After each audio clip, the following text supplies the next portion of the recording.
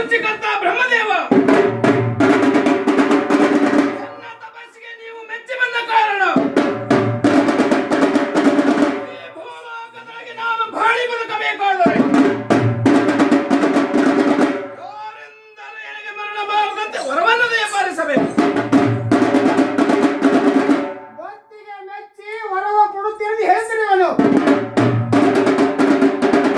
ಮರಣವಿಲ್ಲದ ವರವನ್ನು ಕೊಡಲು ಸಾಧ್ಯವಿಲ್ಲ.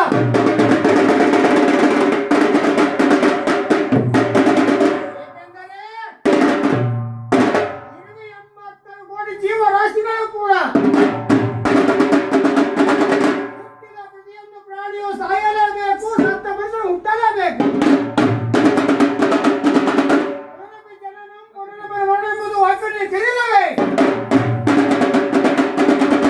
ಏನೋ ಉಗ್ರವಾದ ತಪಸ್ಸನ್ನು ಮಾಡದೆ ನಿನ್ನ ಭಕ್ತಿಗೆ ಮೆಚ್ಚಿ ಬಂದರೆ ಸಾವಿರದ ವರ ಕೊಡಲಾರೆ.